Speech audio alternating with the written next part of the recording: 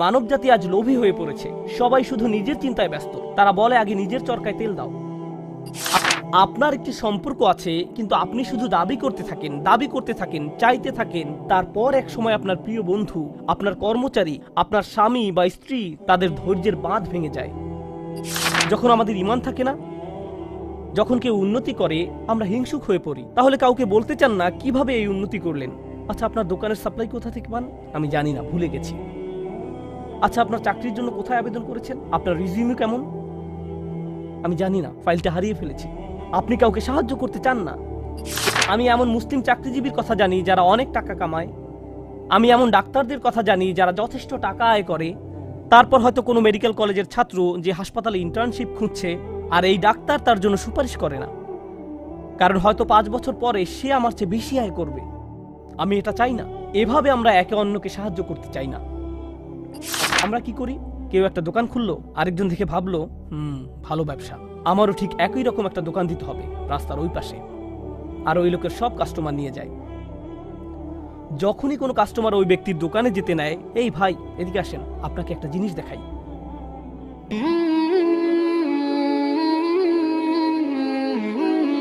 আজকের খুতবা এমন একটি বিষয় নিয়ে যা অনেকটা উপেক্ষিত। আল্লাহ আজ্জা ওয়া জাল্লা চান আমরা যেন এই সম্পর্কে চিন্তা করি। তিনি চান আমরা যেন ব্যাপারটা গভীরভাবে ভেবে দেখি। এভাবে দুটি বিষয়ের মাঝে পার্থক্য তৈরি হয়। যখন আমরা ভাষা কোরআন অধ্যয়ন করি এবং সামনে এগিয়ে যাই, অথবা আমরা থামি এবং আল্লাহ সুবহানাহু ওয়া তাআলা কি বলছেন তা নিয়ে গভীরভাবে ভেবে দেখি। তিনি এই অসাধারণ আয়াতে বলেন, ওয়া আওহা রাব্বুকা ইলান নাহলি। আল্লাহ ওহী অবতীর্ণ করেন, আপনার রব ওহী অবতীর্ণ করেন। যখন বলেন আওহা রাব্বুকা, কোরআন যেহেতু রাসূলুল্লাহ সাল্লাল্লাহু আলাইহি সাল্লামের নিকট অবতীর্ণ কালাম, যখন বলা হয় আপনার রব অবতীর্ণ করেছেন, রাসূলুল্লাহ সাল্লাল্লাহু আলাইহি সাল্লাম যখন এই কথা শুনছেন, তিনি হয়তো ভাবছেন আমার রব আমার প্রতি কোরআন নাজিল করেছেন। কিন্তু এই আয়াতে আল্লাহ বলছেন, আমি আপনার নিকট অবতীর্ণ হওয়া ওহী সম্পর্কে কথা বলছি না, আমি মৌমাছির নিকট অবতীর্ণ হওয়া ওহী সম্পর্কে কথা বলছি। যেই প্রভু আপনার নিকট কোরআন অবতীর্ণ করেন, তিনি মৌমাছির প্রতিও কিছু একটা অবতীর্ণ করেন। ব্যাপারটা নিয়ে একটু ভেবে দেখুন। মৌমাছি আমাদের অধিকাংশের নিকট গুরুত্বপূর্ণ কোনো বিষয় নয়। এমন নয় যে আমরা প্রতিদিন এটা দেখি। যদি দেখেন, ভয় পেয়ে তাড়িয়ে দেন। আর যদি শহরে বাস করেন, তাহলে তো আপনি এমনিতেই প্রকৃতি থেকে অনেক দূরে। মোটের উপর আমরা ইট পাথরের শহরে থাকি। আল্লাহর সৃষ্ট বিস্ময়কর প্রকৃতির সাথে আমাদের সাক্ষাৎ হয় কদাচিৎ। যে একটি সৃষ্টিকে এখনো এড়ানো যায় না, তা হলো আকাশ। আকাশ সব সময় উপস্থিত। যারা ব্যস্ত শহরে বাস করেন, তাদের এমনকি উপরের দিকে তাকানোরও সময় থাকে না। তারা আশেপাশে তাকান, বাসে যাতায়াত করেন, তারা এমনকি আকাশও দেখেন না। তাহলে আমরা কি নিয়ে ভাববো? আমরা এমনকি নিজেদের জন্য চিন্তা করার সময় পাই না, বা আল্লাহ আমাদের যা নিয়ে চিন্তা করতে বলেন তা নিয়েও ভাববার সময় পাই না। তো এই খুতবাতে আমি আপনাদের এমন জিনিস নিয়ে চিন্তা করতে বলবো যা আমরা সম্পূর্ণরূপে উপেক্ষা করি। একটি মৌমাছি, বিশেষ করে আল্লাহ আজ্জা ওয়া জাল্লা তার রাসূল সাল্লাল্লাহু আলাইহি সাল্লামকে বলেন, এমন এক ধরনের ওহী আছে যা আমি আপনার নিকট অবতীর্ণ করেছি মৌমাছির প্রতি। সুবহানাল্লাহ। আমাদেরকে মৌমাছি নিয়ে চিন্তা করতে হবে, কারণ কোরআনে আল্লাহ যা কিছু বলেছেন সবকিছু আমাদের হেদায়েতের জন্য। তাই একজন বিশ্বাসী হিসেবে এই ক্ষুদ্র সৃষ্টির প্রতি আমাদের এখন অন্যরকম একটা শ্রদ্ধা তৈরি হয়েছে, কারণ আল্লাহ বর্ণনা করেছেন এই ক্ষুদ্র সৃষ্টি আল্লাহর ওহী গ্রহণ করে থাকে। আল্লাহ এমন কথা গরু সম্পর্কে বলেননি, তিনি এমন কথা উট সম্পর্কেও বলেননি, তিনি পাখি সম্বন্ধেও এমনটি বলেননি। ওই প্রাণীগুলোর কথাও তিনি উল্লেখ করেছেন। তিনি বহু প্রাণীর নাম উল্লেখ করেছেন কোরআনে। অন্য অনেক সৃষ্টির কথা কোরআনে এসেছে, কিন্তু ওহীর ব্যাপারটি যা আমাদের মনোযোগকে বিশেষভাবে আকর্ষণ করেন। এই সৃষ্টির মাঝে বিশেষ কিছু রয়েছে যার দরুন আল্লাহ আমাদেরকে এর প্রতি মনোযোগ দিতে বলেছেন। আর এটা একটা ভাবনার বিষয়। প্রকৃতপক্ষে যদিও এটা আজকের খুতবার বিষয় নয়, ব্যক্তিগতভাবে কয়েক মাস পূর্বে যখন আমি এই আয়াত নিয়ে গবেষণা করছিলাম, আমি মৌমাছির উপর নির্মিত 5-6টা ডকুমেন্টারি দেখেছিলাম। কারণ আল্লাহ চান আমরা যেন এই জীবটাকে কদর করি। আল্লাহ একে ওহী দিচ্ছেন, তাই এই প্রাণীটি যাই করুক না কেন, তার সাথে ওহীর একটা সম্পর্ক আছে। এটি ওহীর দ্বারা অনুপ্রাণিত হয়ে কাজ করে। আমি মৌমাছি সম্পর্কে বেশি কিছু জানতাম না, তাই আমাকে এই বিষয়ে অধ্যয়ন করতে হয়েছিল। আমি এই অধ্যয়নকে ইসলামী অধ্যয়ন মনে করি। ডকুমেন্টারি দেখে দেখে মৌমাছির জীবন প্রণালী শেখা এবং নোট করা আমার জন্য এটা আল্লাহর দ্বীন অধ্যয়ন করার নামান্তর।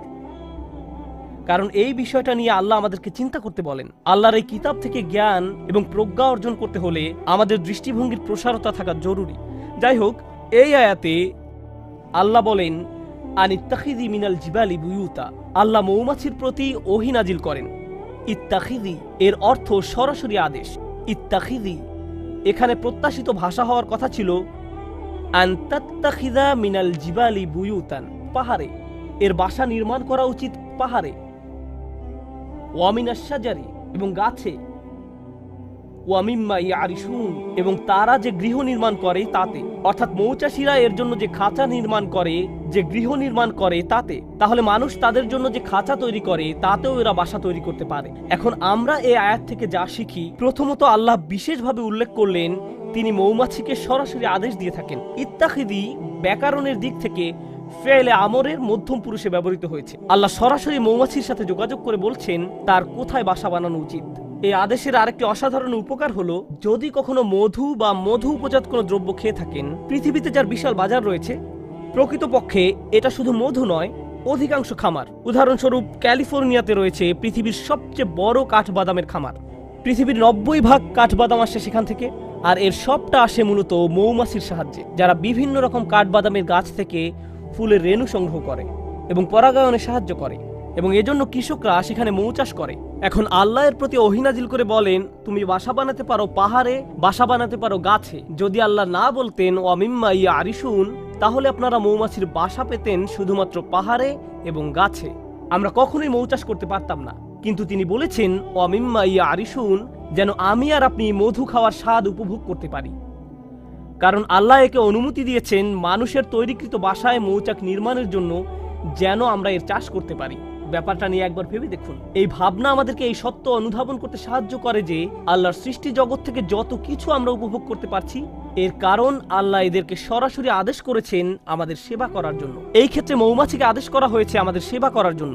তাই যখন মানুষ মৌ বক্স নির্মাণ করে, তুমি তাকে নিজের বাসা হিসেবে গ্রহণ করে নাও। কিন্তু আজ আসলে যে বিষয়টা নিয়ে কথা বলতে চাই তা হলো এই ক্ষুদ্র সৃষ্টি থেকে কিছু পথ নির্দেশনা। শুধু এই সৃষ্টির কদর করা নয়, বরং কিছু হিদায়েত। আর আমি এমন কিছু শিক্ষা এর কাছ থেকে পেয়েছি যা আমাকে সম্পূর্ণ হতবুদ্ধি করে দিয়েছে। আমি রাসূলুল্লাহ সাল্লাল্লাহু আলাইহি সাল্লামের একটি হাদিস পেয়েছি, ওয়াল্লাযী নাফসি বিয়াদিহি, আমি সেই সত্তার শপথ করে বলছি যার হাতে আমার প্রাণ। আল্লাহ রাসূল সাল্লাল্লাহু আলাইহি সাল্লাম কোনো শপথ করা ছাড়াই যা ইচ্ছা বলতে পারতেন, কিন্তু তিনি সর্বপ্রথম আল্লাহর নামে শপথ করেছেন, কারণ তিনি এখন যা বলতে যাচ্ছেন নিশ্চয়ই তা আশ্চর্যজনক কোনো বিষয়। তিনি বলেন ইন্না মাসালাল মুমিন কামাসালিন নাহলা, ঠিক মৌমাছির মতো। মুমিনের উদাহরণ হলো ঠিক মৌমাছির মতো। আমি বসে থেকে ভাবলাম সুবহানাল্লাহ, আল্লাহ প্রথমে আমাদের বলছেন তিনি মৌমাছির প্রতি ওহী প্রেরণ করেন, আর এখন রাসূলুল্লাহ সাল্লাল্লাহু আলাইহি সাল্লাম বলছেন তুমি যদি মুমিন হতে চাও তাহলে ঠিক মৌমাছির মতো হও। মৌমাছির মতো হলে কি হবে, আর কিভাবে মৌমাছির মতো হব? মৌমাছি আমাকে আমার ঈমান সম্পর্কে কি শেখাবে? কিভাবে একজন বিশ্বাসীর মতো বাঁচতে হবে এ ব্যাপারে মৌমাছি কি শেখাবে? ব্যাপারটা এতই সিরিয়াস যে আল্লাহ রাসূল সাল্লাল্লাহু আলাইহি সাল্লাম প্রথমে আল্লাহর নামে শপথ করেছেন, তারপর এই কথা বলেছেন। তো তিনি আমাদের কিছু কথা বললেন যার প্রতি আমাদের মনোযোগ দেওয়া প্রয়োজন। কিন্তু আমি চাই রাসূলুল্লাহ সাল্লাল্লাহু আলাইহি সাল্লাম কি বলেছেন আপনারা তার প্রতি মনোযোগ প্রদান করুন। তিনি বলেন আকালাত তাইয়িবান, এটি ভালো জিনিস খায়, এটি ভালো এবং খাঁটি জিনিস খায়। মৌমাছি উত্তম ফুলের নিকট যায়, এটি এমন কোনো ফুলের নিকট থেকে নেয় না যেটি অপরিপক্ক, নষ্ট। এটি এমন কোনো ফুলের নিকটও যায় না, গন্ধ শুকে এটি বুঝে ফেলে অন্য মৌমাছি ইতিমধ্যে এই ফুলের কাছ থেকে নিয়ে গেছে। এটি নতুন, পরিষ্কার, খাঁটি একটি ফুলের নিকট যায়। এটি শুধু সেই ধরনের ফুলের নিকট যায়। আমাদের ঈমানের প্রথম যে ব্যাপারটি এখানে হাইলাইট করা হয়েছে তা হলো যে রিজিকের আমরা সন্ধানে বেরিয়ে পড়ি, শুধু যে খাদ্য আহার করি তাই নয়, বরং যে রিজিকের পিছনে ছুটি, যে চাকরি আপনি পাবেন, যে ব্যবসা আপনি শুরু করবেন, যে টাকা আপনি কামাবেন এবং যে খাদ্য আপনি আহার করবেন, সব কিছুতে খাঁটি জিনিসের সন্ধান করুন। এমন জিনিসের অনুসন্ধান করুন যা খাঁটি, যা পবিত্র। সর্বোত্তম জিনিসের খোঁজ করুন। আর জানেন তো, মৌমাছি সবচেয়ে ভালো ফুল না পাওয়া পর্যন্ত খুঁজতে থাকে। তাই আমাদেরও সেরাটা অর্জন করতে হবে। ফালিয়ুতিনহু, একজন মুমিনের দৃষ্টিভঙ্গি এমনই, তার উচিত দক্ষতা অর্জন করা। আপনাদের সবাই যখন কিছু করবেন তাতে দক্ষতা অর্জন করুন। আপনার উচিত সেরা হওয়া, এটাই মৌমাছি করে। সে সেরা ফুলের সন্ধানে থাকে, এটাই মৌমাছি করে। এটাই প্রথম শিক্ষা। তারপর তিনি বলেন অওয়াদা তাইয়িবান, এটি উত্তম উপায়ে বসে। যেভাবে এটি ফুলের উপর বসে তা খুব সুন্দর। ব্যাপারটা ভালো এবং খাঁটি, আর আপনাকে এ সম্পর্কে গবেষণা করতে হবে। মৌমাছি নিয়ে গবেষণা না করলে তো এটা আপনি জানতে পারবেন না। মৌমাছি নিয়ে অধ্যয়ন করলে জানতে পারবেন তারা শুধু সে ফুলের কাছেই পরাগ নিয়ে যায় যে ফুলের পরাগ দরকার। মৌমাছি যখন কোনো ফুল থেকে মধু নিতে যায়, তারা ওই ফুল থেকে মধু নিবে না যদি না তারা ওই ফুলকে আরো বেশি কিছু দেয়। তারা একে জীবন দিবে, পরাগ দিবে। আমাদের সবার জীবনে বিভিন্ন রকম সম্পর্ক রয়েছে, ঠিক যেমন মৌমাছির ফুলের সাথে সম্পর্ক আমাদের প্রত্যেকের সম্পর্ক রয়েছে। আপনার আমার প্রতিটি সম্পর্কের ক্ষেত্রে আপনি কিছু নেন এবং কিছু দিয়ে থাকেন। আপনার বিবাহের ক্ষেত্রে আপনি কিছু দিয়ে থাকেন এবং কিছু নিয়ে থাকেন। যখন আপনি পিতা বা মাতা হন, যখন আপনি একজন শিক্ষক, তখন আপনি কিছু দিয়ে থাকেন এবং কিছু নিয়ে থাকেন। যখন আপনি কারো চাকরি করেন বা মালিক পক্ষের হয়ে থাকেন, তখনও কিছু নিয়ে থাকেন এবং কিছু দিয়ে থাকেন।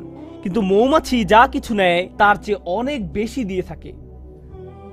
এটি নেওয়ার চেয়ে দেয় অনেক বেশি, আর যা প্রদান করে তা গ্রহীতার জীবনকে উন্নত করে, আর যা নিয়ে যায় তা গ্রহীতার কোনো ক্ষতি করে না। এটি ফুল থেকে যা নেয় তা ফুলের কোনো ক্ষতি করে না। এটি ফুলের উপর পা গুলো রাখে খুব সুন্দর করে। প্রসঙ্গত, ফুলের খুব কোমল জায়গায় মৌমাছিকে বসতে হয়। ফুলের তুলনায় মৌমাছি ভারী একটা জীব। যদি সে তার সম্পূর্ণ ওজন ফুলের ওই কোমল জায়গায় রাখে, তাহলে এটি ভেঙে যেতে পারে। তাই এটি ভাসতে থাকে, পুরো ওজন ফুলের উপর রাখে না। এটি পাখাগুলোকে ঝাপটাতে থাকে যেন সম্পূর্ণ ওজন ফুলের উপর না রাখতে হয়। আমরা এখান থেকে কি শিখছি? আপনার একটি সম্পর্ক আছে, কিন্তু আপনি শুধু দাবি করতে থাকেন, চাইতে থাকেন। তারপর এক সময় আপনার প্রিয় বন্ধু, আপনার কর্মচারী, আপনার স্বামী বা স্ত্রী, তাদের ধৈর্যের বাঁধ ভেঙে যায়।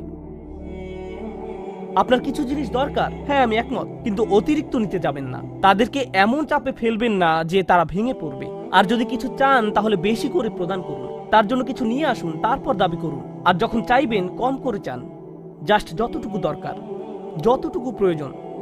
তাহলে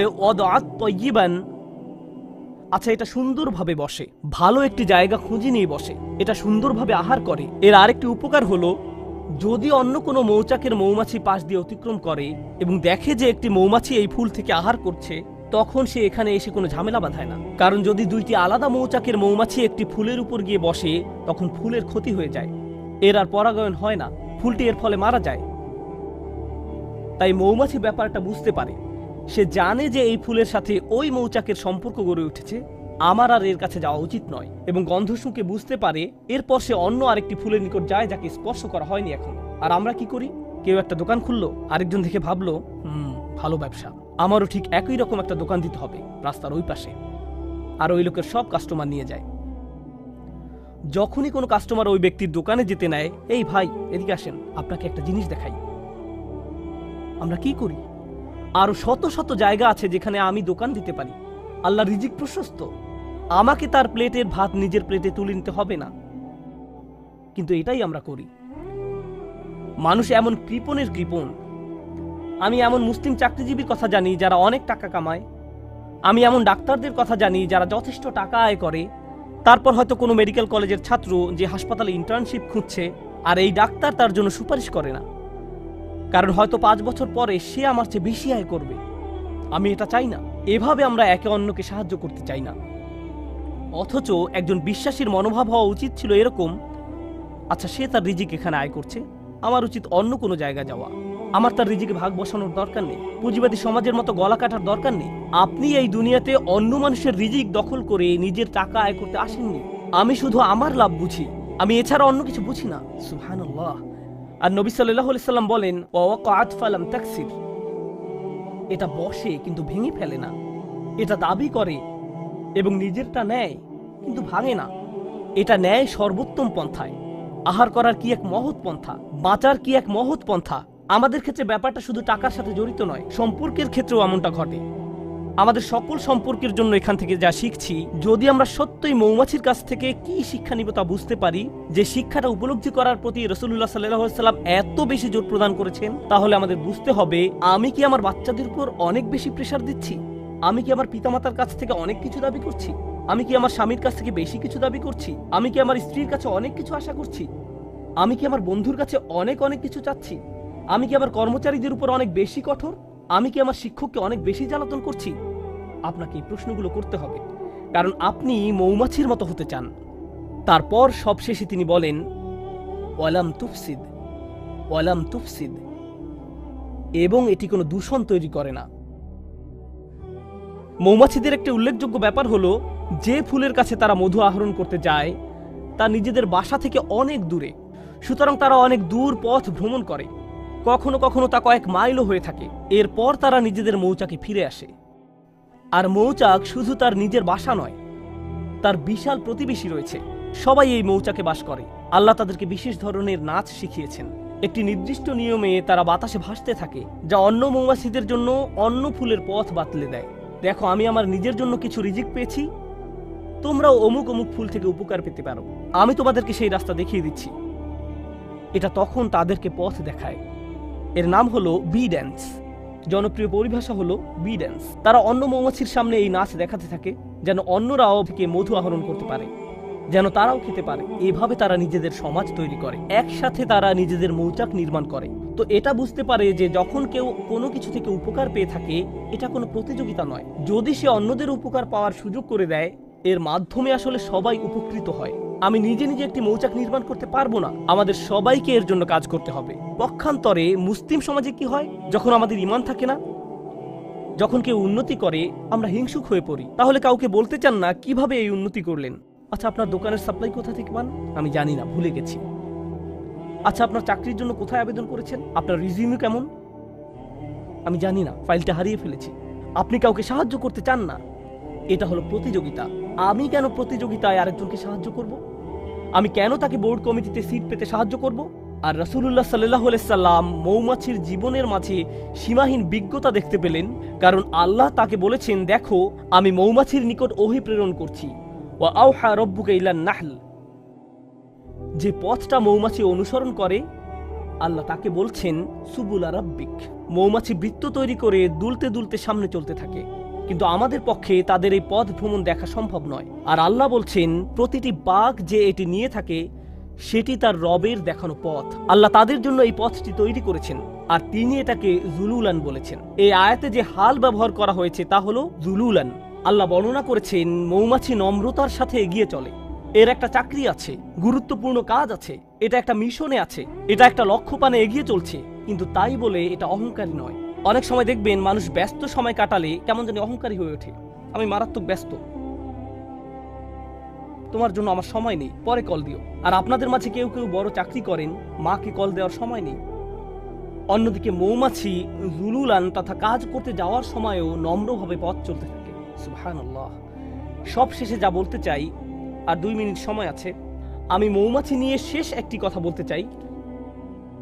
যদিও অনেক কিছু বলার ছিল, শেষ একটা কথা, আল্লাহ এই জীবটাকে অসাধারণ করে বানিয়েছেন, আর এটাকে তার নিজের কাজ করার যোগ্য করে তৈরি করেছেন। এটা নিজের জীবিকা আহরণ করছে। এই মৌমাছির অন্যদের সাথে সম্পর্ক আছে, নিজে উপকৃত হচ্ছে, সমাজের সবার উপকার করছে। এই সব কিছুর উপরে এটা মৌচাক নির্মাণ করে। এই মধুর উপকার মৌমাছিকে ছাড়িয়ে আরো বহু সৃষ্টির মাঝে ছড়িয়ে পড়ে, যা শিফাউন লিন্নাস। এই মধুতে মানবজাতির জন্য রয়েছে চিকিৎসা, ছোট্ট একটা প্রচেষ্টা থেকে। আমরা এখান থেকে কি শিখছি? আমরা যদি মুমিনদের একটি সমাজ তৈরি করতে চাই, আমরা যদি পরস্পরের উপকার করতে চাই, আমরা যদি একসাথে ভাই ভাই হয়ে বাস করতে চাই এবং অল্পে তুষ্ট থাকি, আমাদের সম্পর্কগুলোর উপর বেশি চাপ না দিয়ে থাকি, এর ফলে আমরা যে সমাজ নির্মাণ করব, এতে শুধু নিজেদের উপকার হবে না, বরং মানবতা এর দ্বারা উপকৃত হবে, আরোগ্য লাভ করবে। যদি মৌমাছিদের একটি সমাজ পৃথিবীকে আরোগ্য দান করতে পারে, কত শত রোগ বালাই মধুর মাধ্যমে আরোগ্য লাভ করে। রাসূলুল্লাহ সাল্লাল্লাহু আলাইহি সাল্লাম কর্তৃক সত্যায়িত একটি ওষুধ হলো মধু। আর মধু কখনো তৈরি হয় না যতক্ষণ না মৌমাছির একটি সমাজ একত্রে বসবাস করা শিখে এবং একত্রে কাজ করা শিখে। যদি এই উম্মাহ, যার মৌমাছির মতো হওয়ার কথা, যদি আমরা একসাথে কাজ করা শিখি, একত্রে বসবাস করা শিখি এবং আমাদের নিজস্ব সমাজ তৈরি করি, এর ফলে আমরা শুধু নিজেদের উপকার করব না, আমরা মানব জাতির জন্য আরোগ্য লাভের এক উপায়ে পরিণত হব। কারণ মানব জাতি আজ লোভী হয়ে পড়েছে, সবাই শুধু নিজের চিন্তায় ব্যস্ত। তারা বলে, আগে নিজের চরকায় তেল দাও। আমরা এই গ্রহকে জ্যান্ত সাবার করে ফেলেছি। প্রসঙ্গত, এতে অবাক হওয়ার কিছু নেই। আজ যেহেতু পৃথিবীতে ফিতনা বেড়ে গেছে, পৃথিবীতে আরেকটি ট্র্যাজেডিও লক্ষ্য করা যাচ্ছে। মৌচাকগুলো দিন দিন উধাও হয়ে যাচ্ছে। আল্লাহ আজ্জা ওয়া জাল্লার একটি অন্যতম নিদর্শন হারিয়ে যাচ্ছে। এবং এজন্য সব শেষে রাসূলুল্লাহ সাল্লাল্লাহু আলাইহি সাল্লাম বলেন, ওয়ালাম তুফসিদ, এটা ফাসাদ তৈরি করে না, এটা আহার করার মাধ্যমে আরো বেশি জীবন তৈরি করে। যখন মৌমাছি আহার করে এটি আরো জীবন তৈরিতে সাহায্য করে। আজকের দুনিয়ায় যেভাবে ম্যানুফ্যাকচারিং ইন্ডাস্ট্রিগুলো কাজ করে, যেভাবে আমি আপনি ভোগ করি, আমরা জীবন বৃদ্ধি করি না, বরং আমরা উৎপাদন করি উল্লেখযোগ্য পরিমাণে মৃত্যু ঘটানোর মাধ্যমে। আমরা পৃথিবীতে অনেক বেশি দূষণ তৈরি করি, আমরা অনেক বেশি সামাজিক অপচয় এবং অর্থনৈতিক অপচয় তৈরি করি, আমরা দুনিয়াতে ফাসাদ তৈরি করি। আর রাসূলুল্লাহ সাল্লাল্লাহু আলাইহি সাল্লাম বলছেন, মৌমাছির মতো ভোগ করতে শেখো যেন পৃথিবীতে ফাসাদ তৈরি করা থেকে বিরত থাকতে পারো। পৃথিবীকে আরো বাসযোগ্য করে তোলো। তোমরা তোমাদেরটা নিতে পারো, কিন্তু এর মানে এটা নয় যে পৃথিবীকে এর জন্য বিশাল মূল্য দিতে হবে, পরবর্তী প্রজন্মকে এর জন্য মূল্য দিতে হবে। আল্লাহ আমাদেরকে এর কদর করতে সাহায্য করুন, আমাদের চিন্তাশীল মানুষে পরিণত করুন। আল্লাহ আমাদেরকে গভীর জ্ঞানপূর্ণ এক ধর্ম দান করেছেন। আল্লাহর শপথ, যদি এই ধর্ম নিয়ে চিন্তা করেন তাহলে এটা অন্যরকম এক বিষয়। আর যদি সারা জীবন ধরে শুধু অনুসরণ করে আসছেন কিন্তু কোনোদিন এই ধর্ম নিয়ে চিন্তা করেননি, তাহলে এটা সম্পূর্ণ ভিন্ন রকম একটা বিষয়। আল্লাহ আমাদের চিন্তাশীল মানুষে পরিণত করুন, ভাবুক মানুষে পরিণত করুন, এবং এমন মানুষে পরিণত করুন যারা আসলেই কোরআনের আয়াত নিয়ে চিন্তা করতে পারে এবং রাসূল সাল্লাল্লাহু আলাইহি সাল্লামের হাদিসের গভীর শিক্ষা নিয়ে ভাবতে পারে। বারাকাল্লাহু লি ওয়া লাকুম ফিল কুরআনিল হাকীম ওয়া নাফা'নি ওয়া ইয়্যাকুম বিল আয়াতি ওয়া যিকরিল হাকীম।